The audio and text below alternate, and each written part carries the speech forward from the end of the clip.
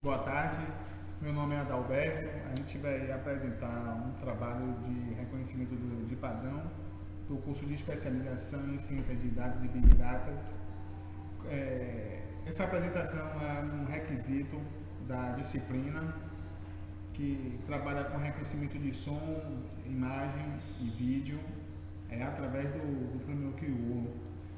Nós também vamos apresentar um reconhecimento de objetos no IO. Ok, meu nome é George, a gente vai fazer uma explicação do código de YOLO, bem como no caso a gente vai falar sobre a sua terceira versão, chamada de YOLO V3. Vamos mostrar cada parte desse código e suas saídas, bem como os resultados obtidos quando a gente submete a gravação de vídeo, detecção de objetos através de webcam. Boa tarde, meu nome é Fábio. Estou aqui com o celular aqui que o YOLO está tentando detectar, certo? Eu vou estar mostrando para vocês um pouco do código do YOLO, explicar passo a passo o que acontece lá, como é que ele faz a detecção, certo? Como meus colegas falaram, a gente vai passar, o nosso roteiro vai ser basicamente explicar o que são redes convolucionais, como é que isso funciona. Depois a gente vai ver justamente o código lá do YOLO e por final nós vamos voltar aqui para poder mostrar novamente o YOLO, para que vocês possam compreender o que é essa sopa de letrinhas que está aí na tela aí, esse FPS, o que é person, o que ele está fazendo ali, como é que ele está detectando isso daí, certo? Então vamos lá dar uma olhada então no que são as redes, como é que isso funciona, qual é a mágica por detrás do YOLO, beleza? Então, continuando a nossa apresentação, vamos falar um pouquinho sobre o que nós temos aí, por trás do YOLO, a mágica atrás desse YOLO, O termo YOLO, ele é um acrônimo para o termo em inglês, a frase em inglês, You Only Look Once. E o que quer dizer isso, Se traduzindo para o português, seria algo como você só olha uma vez. E justamente essa é a magia, por trás do YOLO. Ele permite, que a detecção de objetos existentes de uma forma bem precisa e em tempo real, sem perder muita precisão dele, Mas antes de falar, e essa tecnologia, ela é muito interessante porque ela tem sido bastante usada em diversas técnicas, seja em carros autônomos, onde sistemas mesclam visão computacional, vigilância por vídeo, especialmente monitoramento também de multidões, ataques, digamos, para evitar ataques terroristas, contar pessoas, em estatísticas gerais, ou analisar a experiência do cliente em centros comerciais, um exemplo também de uso desse sistema de detecção de objetos, Mas a gente falando aí, antes de falar sobre o YOLO, precisamos compreender o que é detecção de objetos, Detecção de objetos, ou nós temos dois termos, temos o Object Recognition, que é o reconhecimento de objetos, e temos o Object Detection, que é a detecção de objetos. E qual a diferença dos dois, No Object Recognition, ele indica quais objetos estão presentes em uma imagem. Então, o que acontece? Ele usa a imagem inteira como entrada do algoritmo e gera os rótulos de classe e as probabilidades de classe dos objetos presentes nessa imagem. Por exemplo, aqui, nós temos um gato, O que tem nessa figura aqui? Na figura à esquerda, nós temos um gato. Então, esse aqui, ele dá a resposta, Olha, ele dá a resposta, é um gato. Então, é o que está sendo reconhecido aí, na imagem. Já o Object Detection, além de dizer o que tem na imagem, ele ainda, ele diz onde aquele objeto está na imagem, geralmente usando um polígono, um quadrado ou um retângulo, para indicar o local onde está aí, como você pode ver na figura direita, do gato. Ok, então entendendo isso aí, mas vamos lá, o que esse YOLO faz, O YOLO, ele é um sistema ou método de detecção de objetos criado por Joseph Redmond e Ali Farhad, criado em 2016, que é aplicado à visão computacional e que usa também os conceitos, né, de Object Detection e Object Recognition, né, que a gente viu. Mas como é que ele funciona, né? Para começar, vamos começar com essa primeira imagem, né, na tela aqui, né? Nós temos essa imagem só para a gente entender como é que vamos usar essa imagem aí como exemplo para a gente entender como é que o YOLO faz como é que o algoritmo funciona.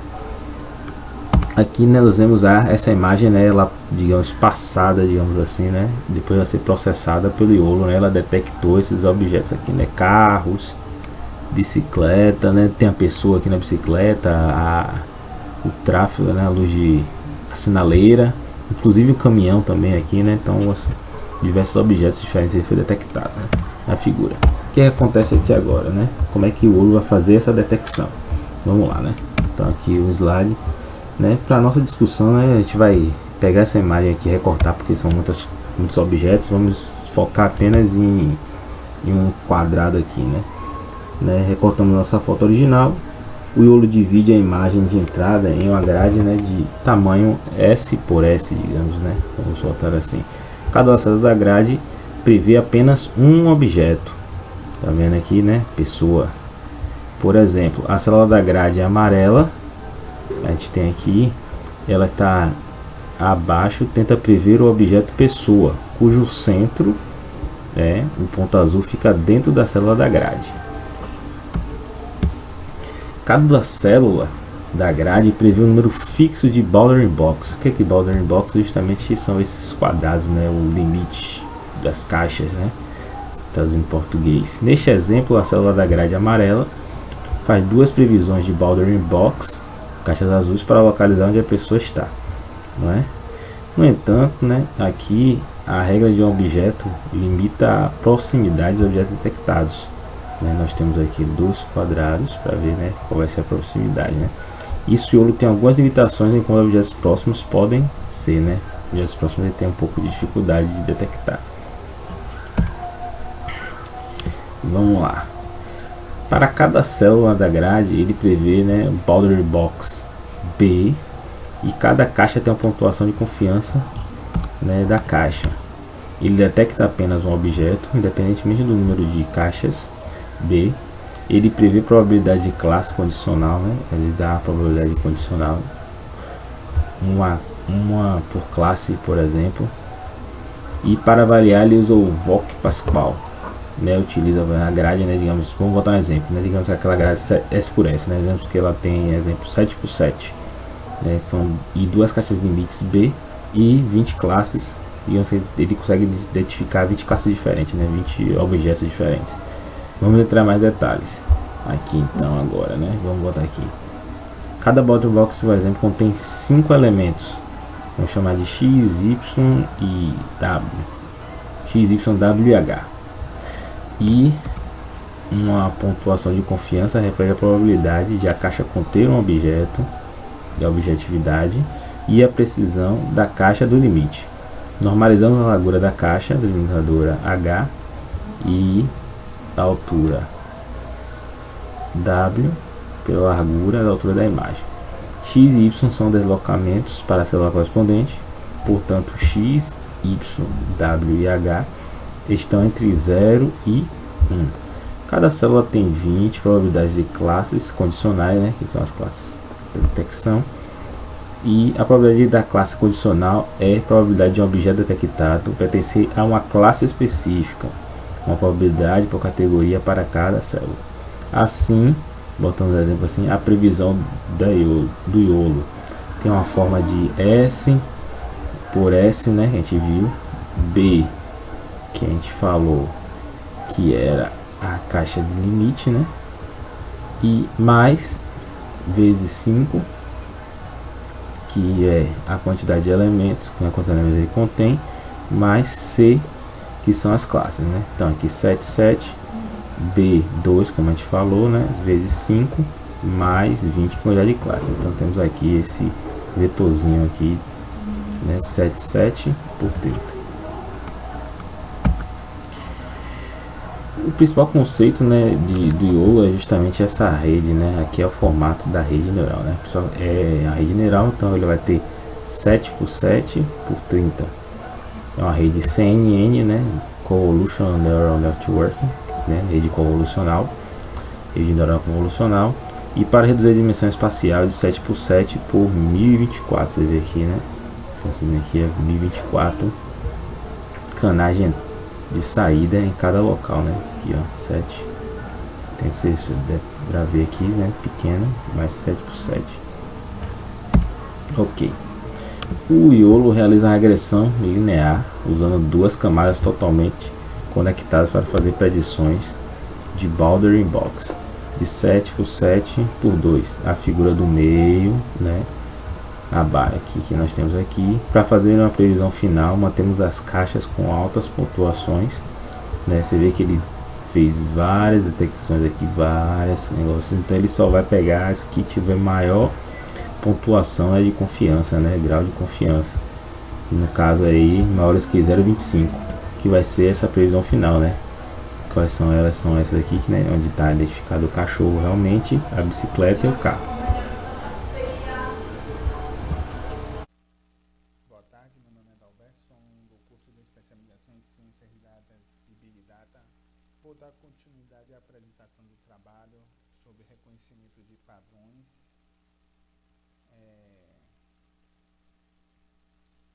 De forma análoga, quando ensinamos uma criança sobre o que é uma maçã, mostramos diferentes exemplos dizendo isto é uma maçã, isto não é uma maçã, até que aprenda as formas, cores, texturas das maçãs e está pronta a reconhecê-las sem auxílio. Então, de acordo com a figura aqui, a gente pode ver que é uma configuração de ACM original, na qual pode ter camadas com números e tipos, kernels e filtros com quantidade, tamanho, extrai de tipos, filter maps com parâmetros de depth, que é o número de filtros usado na convolução, strides, número de pixels pelas quais deslizam os filtros, pad, o que controla o tamanho do filter map. Aí tem também a ReLU, né, uma operação não linear aplicada a cada pixel após a convolução. E tem as saídas, que é uma função geralmente maxa, que retorna zero ou o valor input, né, que basicamente substitui os pixels negativos por zero.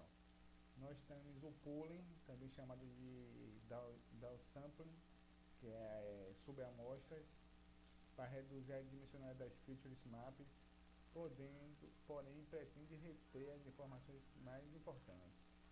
Nós temos os parâmetros size, stride, tipo, as funções de soma, de média e de máximo, com o objetivo de reduzir o número de parâmetros, evitar overfit, tornar a rede invariante a pequenas transformações, distorções e extremações.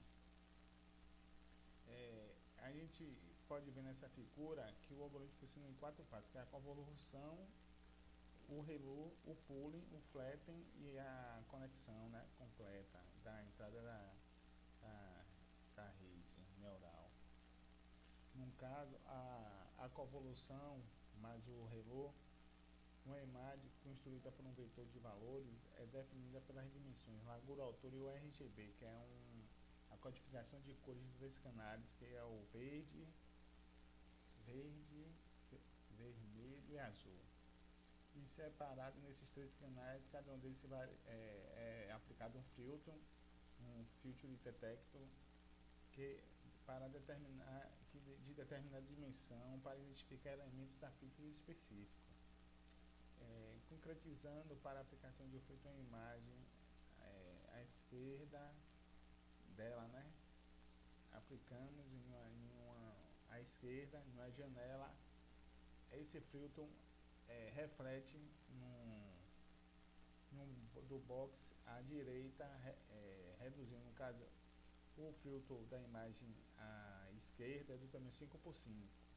No caso, ele aplicando o filtro, ele fica à direita numa janela 3 por 3.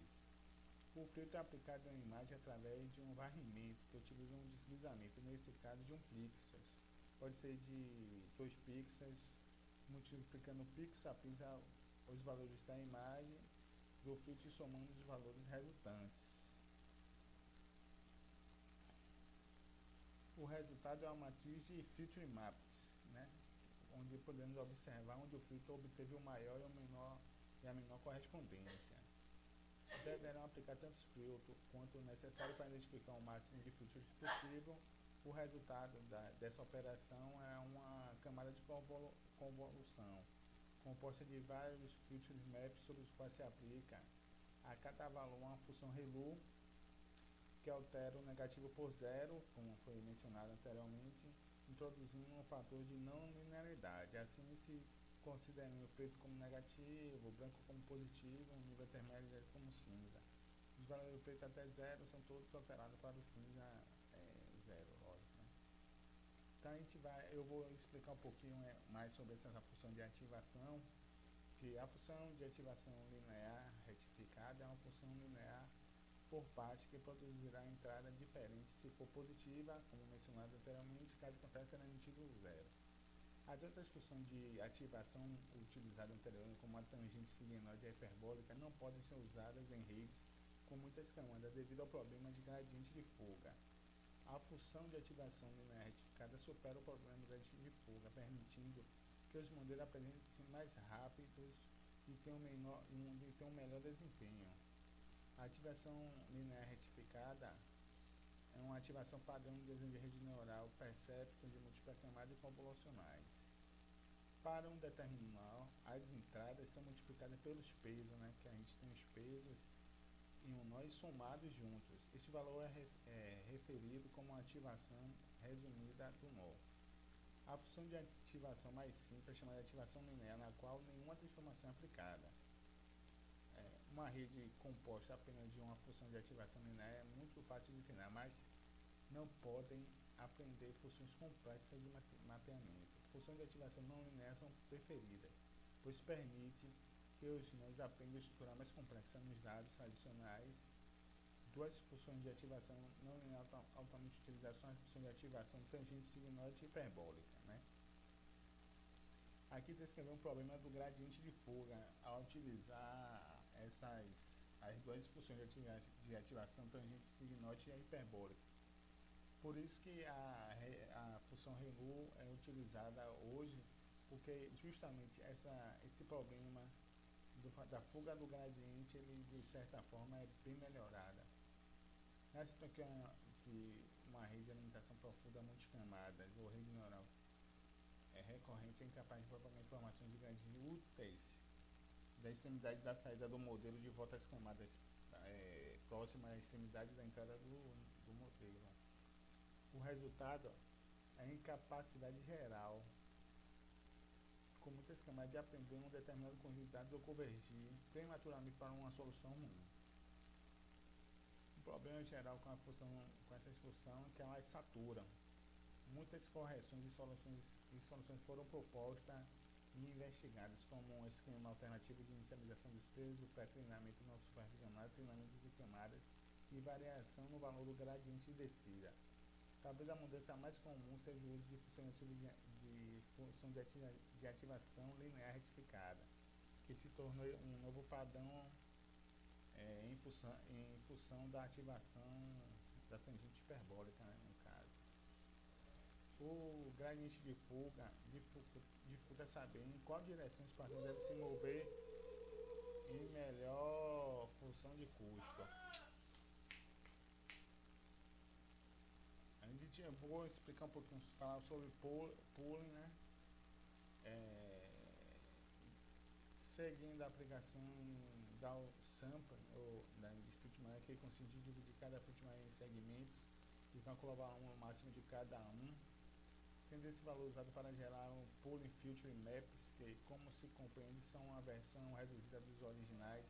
Este passo passa, além de reduzir o volume de dados, para se tornar um modelo independente de pequenas distorções ou ruídos, aplicando um max pooling para reduzir a função original numa versão reduzida, mas preservando os detalhes dessa filters que foram identificados. Os dois passos anteriores, a gente falou, a convolução e o pooling pode ser repetido mais de uma vez em sequência para identificar elementos hierárquicos dentre outros elementos. por exemplo, uma primeira passagem identifica caras. Na segunda passagem, elementos identificados como olhos, nariz, bocas e etc. O flat é transformar os vetores de duas dimensões resultantes do espaço anterior de um vetor de uma dimensão, um vetor normal, prontos para ser usado como entradas em uma rede neural. E o último passo é esse aqui, né? Que é a full connection, que é aplicar os valores do vetor resultante, que é composta pelas camadas usuais, os inputs, as camadas ocultas, as camadas de saída, uma vez que se trata de uma classificação. A camada de saída terá tanto os neurônios quanto os elementos de classificação, nesse caso, sendo a última a utilizar a função softmax, que decide qual a classificação, no caso, né? Agora a gente vai dar continuidade nos slides falando especificamente do IOLO, né? Nesse slide, nós apresentamos já o desenho da rede IOLO, que possui 24 camadas convolucionais seguidas de 2 camadas totalmente conectadas, algumas camadas de convolução usadas que usa camada de redução de 1 por 1, alternativamente para reduzir a profundidade das camadas de filtros, para uma camada de convolução que produz um tensor na forma de 7 por 7 por 1024, de acordo com a imagem. Nesse slide tem um tensor que passa pelo processo de frete, né? O processo de frete consiste em converter o estado de uma matriz unidimensional para inseri-los na próxima camada. Achantamos a saída das camadas convolucionais para criar um único vetor longo. E este conectado ao modelo de classificação final, que é chamado de camada totalmente conectada. Usando duas camadas totalmente conectadas como uma forma de regressão linear, ela gera parâmetros do tamanho 7 por 7, 30, e depois modifica para 730, ou seja, duas previsões de Broderick Fox por local. Uma versão mais rápida, menos precisa chamada de Fast IOLO, usa apenas novas camadas convolucionais com mapas de recursos mais rasos, né? Vamos falar assim. Nessa camada, nesse slide, a pontuação da confiança da classe para cada caixa de previsão é calculada como se mede a confiança tanto na classificação quanto na localização. Podemos explorar facilmente esses termos de pontuação e probabilidade. Aqui estão definidas matematicamente, através de uma função, as suas referências, suas especificações. Aqui nesse slide a gente vai falar um pouco sobre a função de perda, loss function, né? Usada no IOLO. O IOLO prevê várias Broderick Box por célula da grade. Para calcular a perda para o verdadeiro positivo, queremos que apenas um deles seja responsável pelo objeto. Para este propósito, selecionamos aquele com a mais alta interseção sobre a união. Essa estratégia de selecionar a mais alta interseção sobre a união leva à especialização entre a previsão do Broderick Box para a previsão melhor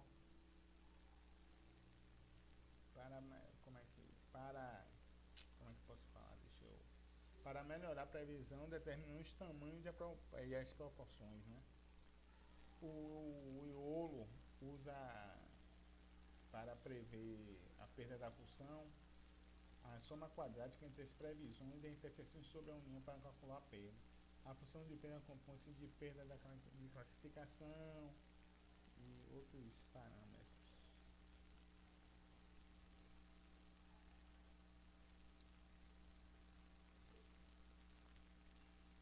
E perda da confiabilidade também, lembrei aqui agora. nesse slide nós apresentamos outro ponto muito importante do sucesso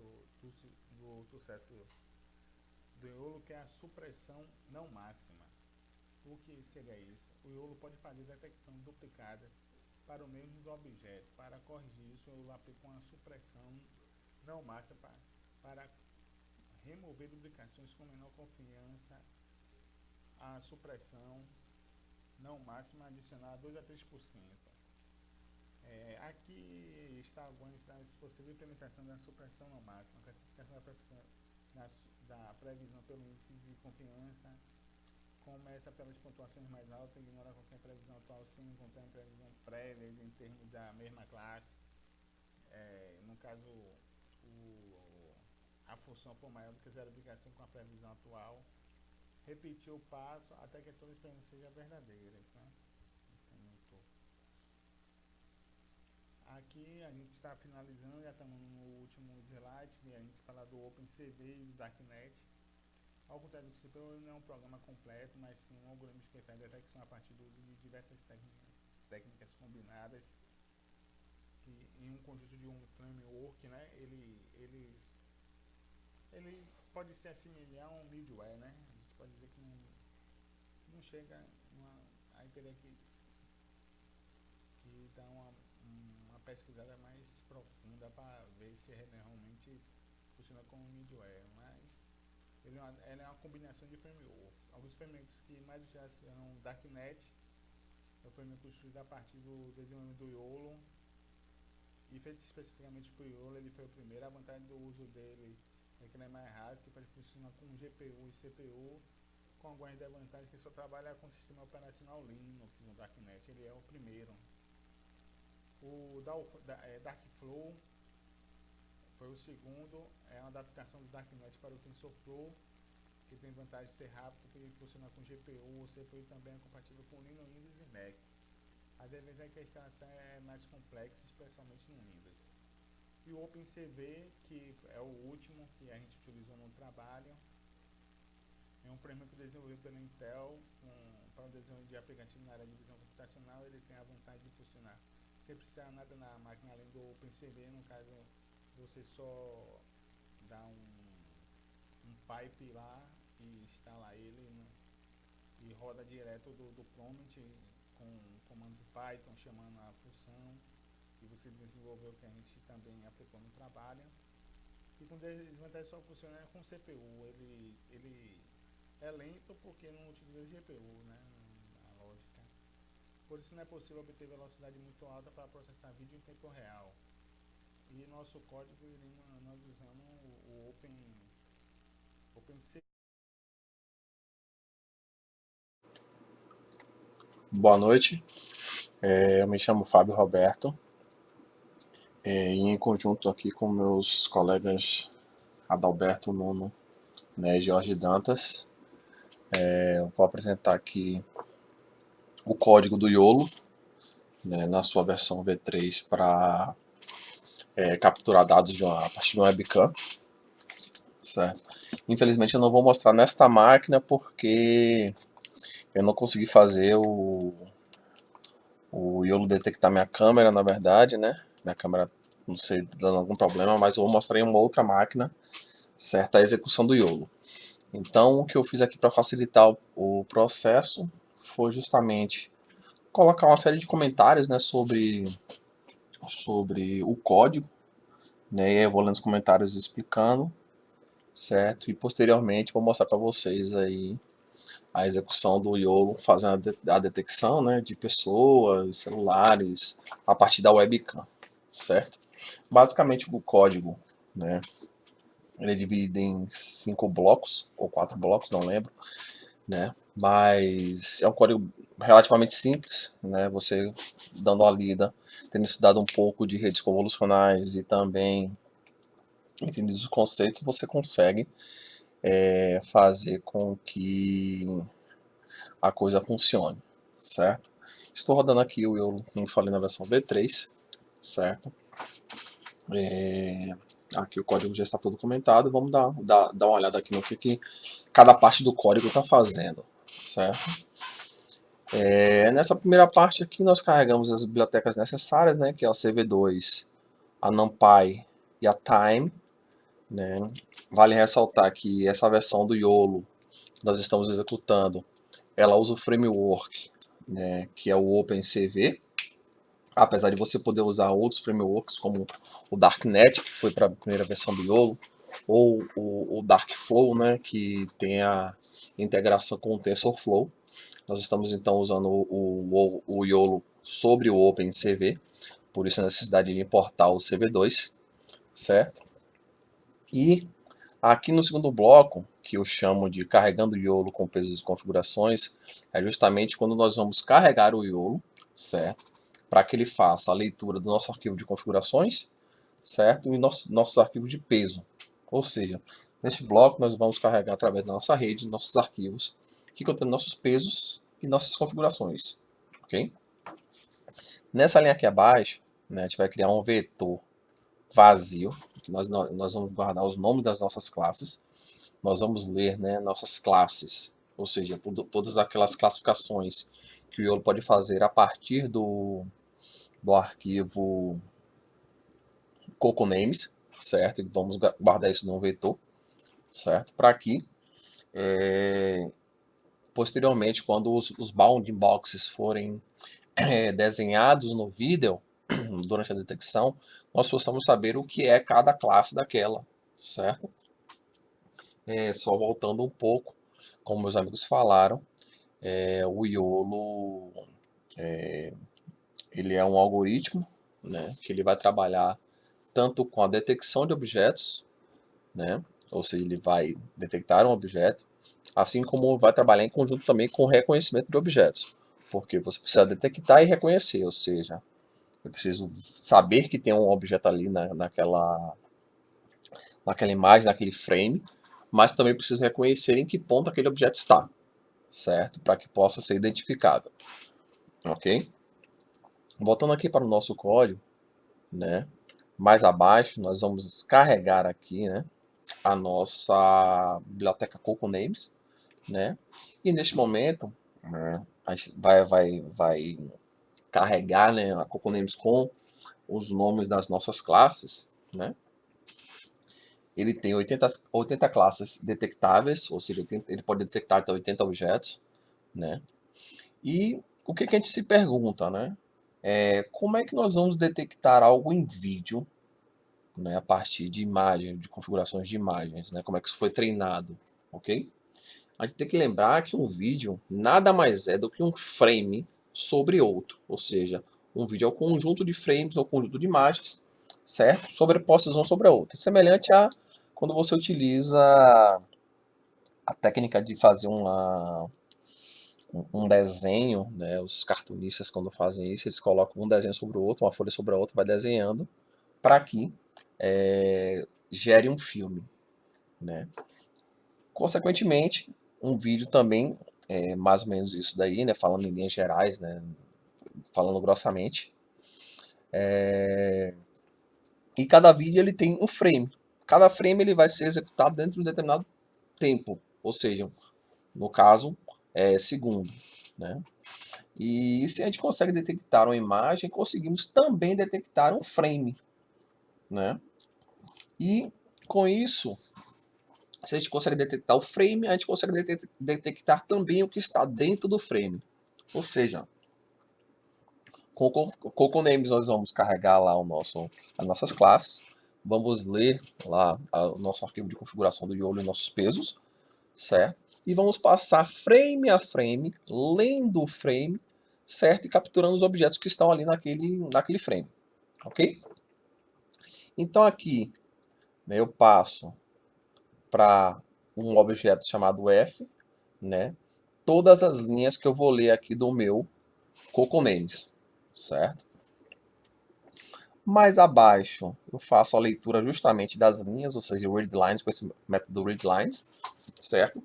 E para cada linha do arquivo F, carregada em F, iremos iterar e guardar o valor das classes, que são justamente os objetos que nós iremos detectar. Se a gente quiser imprimir o que está lá no nosso arquivo CocoNames, né, lá nas nossas classes, né, só para a gente poder ver, a saída, a gente vai ver que a gente tem aqui, ó, person, bicycle, car, motorbike, airplane, bus, ou seja, são os nomes das nossas classes que consequentemente vão aparecer também nos nossos bounding boxes, ok? Mais abaixo, né, a gente usa agora o método do próprio OpenCV para guardar os índices das nossas camadas da nossa rede convolucional. Né? Nossa rede convolucional ela é feita de diversas camadas, certo? Que são interconectadas e tem ao final as nossas camadas de saída, né? Que a gente vai guardar lá nas nossas output layers, que está logo aqui abaixo.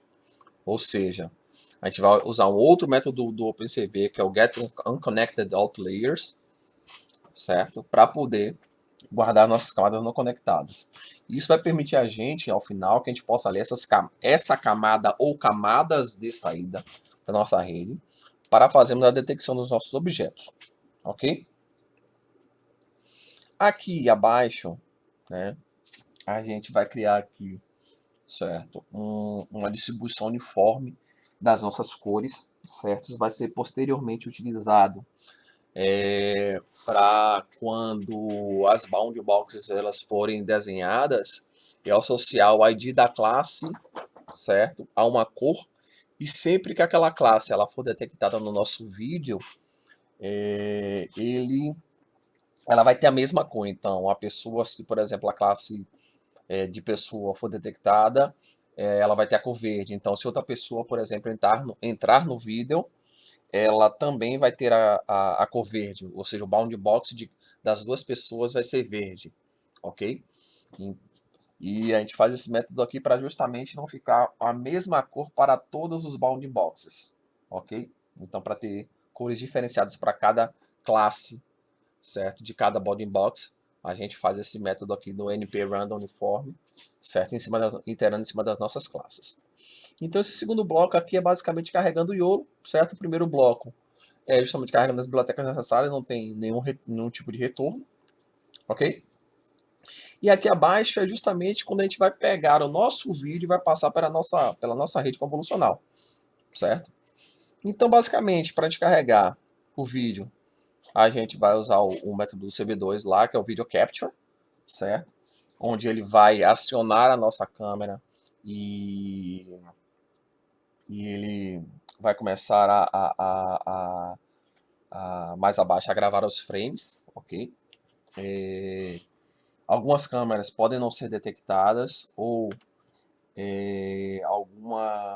o driver pode não estar instalado, certo? E aí você pode ter um erro semelhante ao que eu estou tendo aqui nesta máquina, certo? De que não tem, de que o non-types não está definido, ok?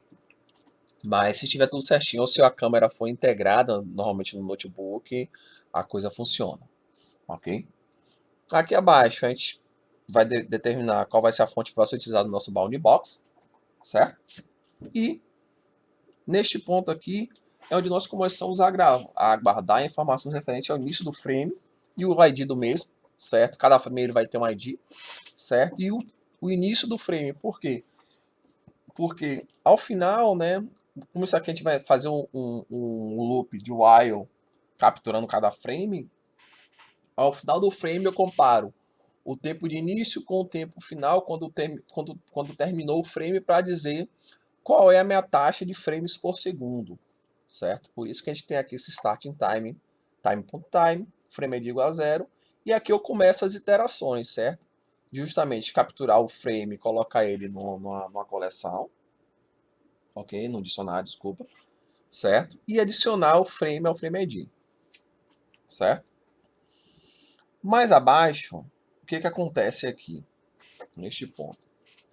Eu vou precisar, certo, guardar, né, a minha altura, a minha largura e os meus canais de cada frame que eu estou capturando. Aqui tem um erro no código, na verdade é frame.shape. De cada frame que eu estou guardando. Por quê? Mais abaixo, lá na frente, eu vou precisar justamente disso daí para poder começar a desenhar meus bounding boxes a partir do ponto em que eu capturei né, ou que eu detectei que existe um determinado objeto na imagem.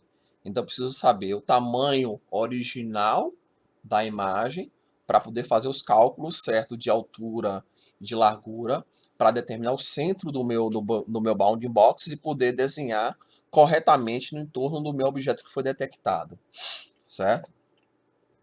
Então, com isso, com esse método aqui, frame.shape, eu vou guardar nessas 3 variáveis aqui, certo?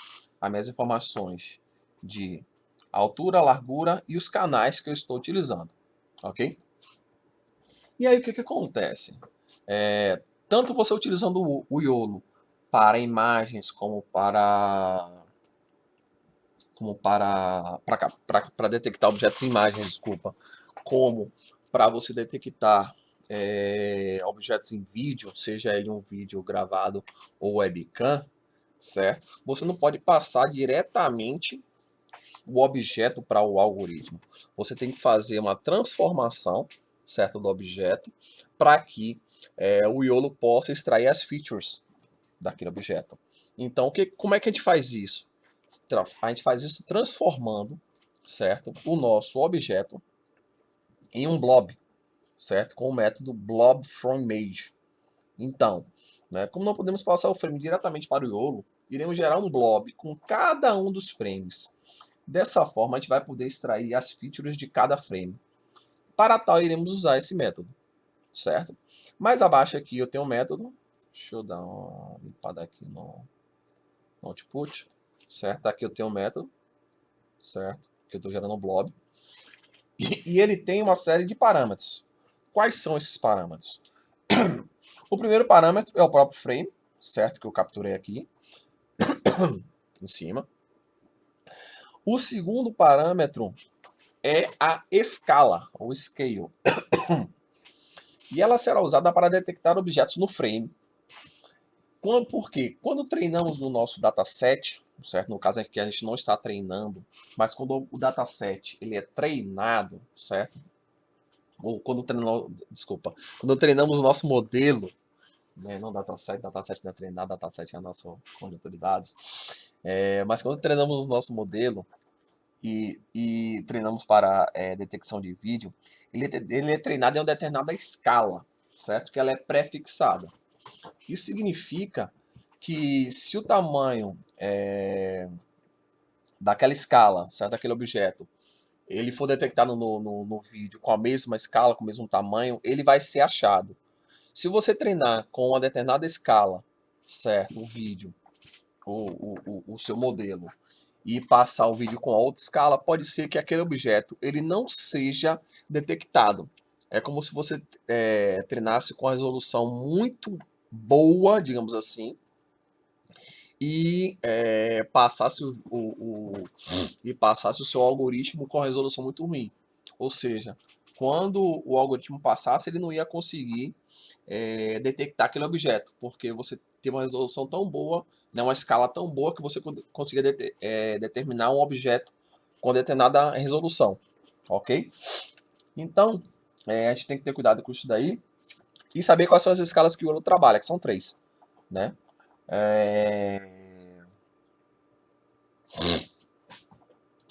São 3, na verdade. São 3 não. 3 é o tamanho do frame, certo? Que é o terceiro parâmetro aqui. Que aqui tem esse 416 por 416. O que é isso? É o tamanho do frame que nós iremos passar para o YOLO. Ele aceita 3, certo? 320 por 320, 609 por 609 e 416 por 416. O 416 por 416 é o mais utilizado, certo? O 609 o tamanho é grande, tem uma precisão muito boa, mas tem baixa velocidade, ou seja, isso pode afetar o seu quantitativo de frames por segundo a serem detectados, certo? E o 320 o tamanho é pequeno, mas tem menos precisão, mas melhor velocidade. Geralmente se usa o 416 por 416, certo? O quarto parâmetro, certo? E o Kita eles trabalham em conjunto, ok? Que é justamente quais são os nossos canais de operação, ou seja, o YOLO trabalha com RGB, certo? Só que aqui o parâmetro, né, ele é passado inicialmente como B, G e R. Então, nós temos que passar aqui o quarto parâmetro como true, para que os canais B e R sejam alternados e fique R, G e B. E o quinto parâmetro, se nós queremos cortar a imagem, certo? Ou seja, crop, né? E aí, como a gente não quer cortar a imagem, a gente quer utilizar ela inteira para poder fazer a detecção, então nós passamos como falso. Lembre-se sempre que quando eu falo em imagem, eu também estou falando de frame, ou seja, de vídeo, certo? Após isso, após nós guardarmos, né, o nosso frame dentro do blob, né, o que vai acontecer é passar, né, inserir isso na nossa rede, ok? E passar, né, isso, o net, né, que a gente guardou o blob net, e está passando justamente, né, com o método forward, pelas nossas output layers, para as nossas output layers, e estamos guardando isso dentro desse objeto aqui, outs. Ou seja, inserimos então nosso blob na rede, e com o método net.forward, passamos então o blob pela nossa rede e guardamos a detecção no objeto outs, certo? Né? Então chegamos lá na nossa camada de saída, pegamos o que está lá e guardamos dentro do outs. Por quê? Depois disso, já está tudo ali guardado, certos frames guardados, vamos fazer a detecção dentro desses frames, que é justamente o nosso quarto bloco de código, certo?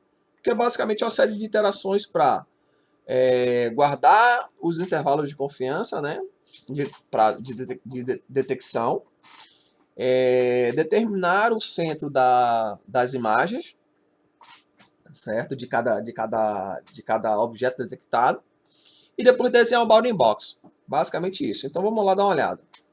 Então aqui a gente vai gerar, né, alguns vetores, né, para guardar as nossas iterações, né, informações que vamos precisar mais à frente, certo? Que é justamente dali das nossas classes, os intervalos de confiança, confidence, certo? E as nossas boxes, ok? E aqui a gente vai fazer o quê? Uma interação, certo? Nosso objeto outs, que é aqui, certo? Saiu daqui da nossa rede, fazendo a verificação de precisão, ou seja, a nossa confiança. Então, começamos aqui fazendo a interação, certo? E vamos guardar os nossos scores de detecção. Por quê? A gente vai ver mais à frente que esses scores, a gente vai fazer uma junção lá com as nossas classes, que estão aqui nesse vetor de classes, e justamente para determinar quem é o que no nosso vídeo. Então, aqui abaixo, o que a gente faz? Ó, capturamos a partir do score. Qual é a posição da maior classe, do maior de classe, através do método np-argmax, ok? E que, associado com o vetor de classes, nos dirá o que é aquilo. Como a gente rodou lá o classes lá, e viu lá que tinha person, bike, hand, broccoli. Então, essa associação é que vai determinar dentro do nosso vídeo o que é cada coisa, certo? Então, a partir disso é que nós vamos determinar qual é a confiança, certo? A gente vai estipular um threshold, né, um limite de confiança para nós podermos justamente determinar se aquilo ali vai ser classificado como um determinado objeto ou não, certo? Que é justamente este trecho de código aqui. Ou seja, abaixo determinamos o nosso limite, threshold, de confiança, para determinar se um objeto foi ou não detectado. Nesse caso, o limite está como 0.2. Como os valores eles variam de 0 a 1, quanto mais próximo de um, mais confiável, confiante é a detecção, né? Este parâmetro pode ser ajustado para mais ou para menos de acordo com o que queiramos detectar. Se for muito baixo, a gente pode ter também a ocorrência de falsos positivos, certo? Então a gente tem que colocar um threshold de acordo com o que a gente espera detectar, né, para que a coisa seja bem feita. Se você coloca também um threshold muito alto, pode ser que ele não consiga detectar alguns objetos, certo? Então tem que se ter um meio termo para que a coisa aconteça corretamente, ok? E aqui a gente já começa a trabalhar justamente para poder gerar os nossos bounding boxes, né? Então, antes de mais nada, a gente vai obter as coordenadas do objeto, né? Para que mais à frente a gente consiga desenhar os bounding boxes, né? São aquelas caixinhas lá que aparecem no entorno de cada objeto que foi detectado, ok? E para tal a gente precisa obter o centro do objeto, ok? Para que ela seja desenhada corretamente. E se for um vídeo, à medida que o centro do objeto ele vai se deslocando em cada frame, o bounding box também vai se deslocando, certo? Acompanhando o centro do objeto e, consequentemente, acompanhando o objeto. Ou seja, ele vai sendo detectado a cada frame, certo? Então, para tal, precisamos obter o centro do objeto, a sua altura e a sua largura, que são os índices do vetor de detection, certo? Eu acho que eu não falei dele mais aqui acima, certo? Que, consequentemente, é guardado pelo nosso vetor de saída, ok? E todos esses parâmetros serão multiplicados pela largura e altura do nosso frame, o principal, e não o nosso blob de 416 por 416, certo? Que foi capturado quando nós fizemos o frame.shape. Ou seja, cá em cima, quando nós pegamos aqui o frame.shape, cadê? Nós já pegamos aqui a largura e a altura, certo?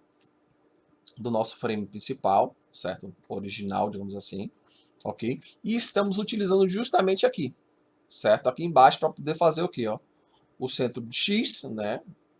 Da largura e da altura, ok?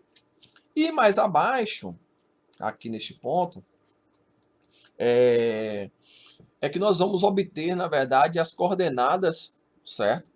Para poder, como é que diz? Do nosso ponto central, certo? Então a gente faz uma conta matemática simples, né? Ele já tem um centro. Vamos pegar esse centro, pegar a altura daquela caixa que foi desenhada, certo? Subtrair e dividir por 2. Ou seja, com isso a gente consegue chegar ao ponto mais alto no eixo X e ao ponto mais alto no eixo Y, dividir por 2 e, consequentemente, achar o centro da nossa bounding box, ok?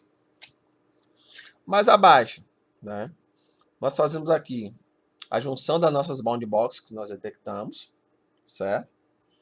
Também fazemos o append das nossas confianças, certo? Tudo isso no vetor. Você lembra que nós criamos aqui um vetor para guardar todas essas iterações, ok? E lembre-se que a gente aqui, né, a gente está dentro de um loop ainda, ou seja, estamos ainda dentro do while, certo? Ou seja, aqui até chegar ao final do while, a gente está ainda lendo um frame, ok? Então a gente guarda tudo isso daí neste frame, lê, expõe, iterativamente, ou seja, dentro do loop, ok?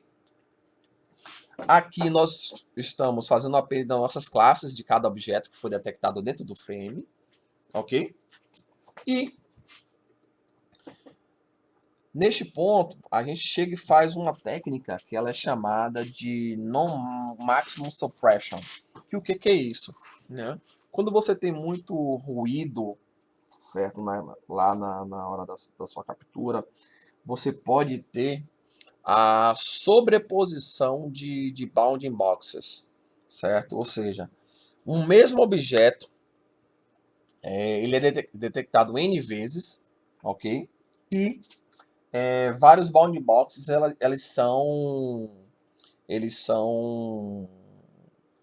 se fosse uma imagem, eles seriam printados, digamos assim.